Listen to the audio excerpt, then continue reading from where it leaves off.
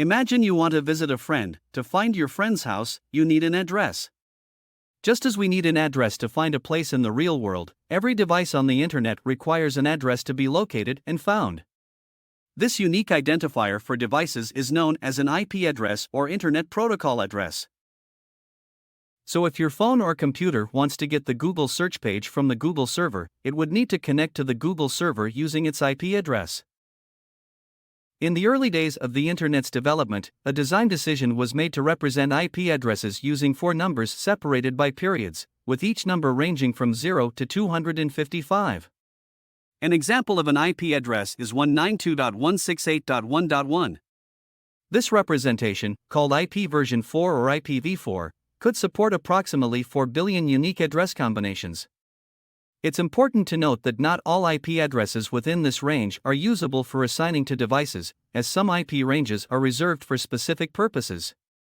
Despite these reserved ranges, it became clear that the IPv4 address space would eventually exhaust due to the rapid growth of the Internet. As there aren't enough IPv4 addresses for all the devices in the world, it's essential to manage the limited IPv4 address space effectively.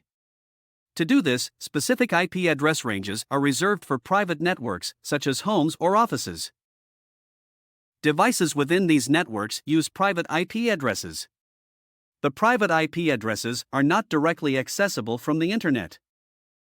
Your home network is connected to the Internet through a router. A router is a networking device that connects 2 or more networks, like your home network and the Internet. The router has a public IP address. This public IP address is unique and is accessible from the Internet. Your Internet Service Provider or ISP assigns the public IP address to the router. When devices in your home network communicate with the Internet, the router acts as a gateway, connecting the internal private IP addresses to the external public IP address.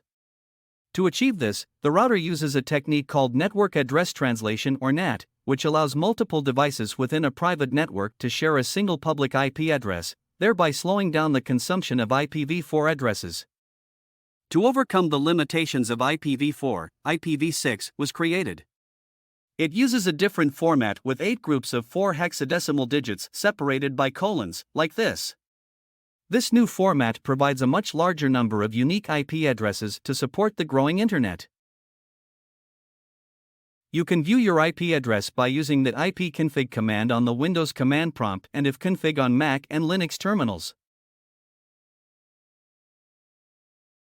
We hope that you now have a clearer understanding of IP addresses, including IPv4 and IPv6, as well as the distinction between private and public IP addresses. If you found this video helpful, please give it a thumbs up, and don't forget to subscribe to our channel for more informative content.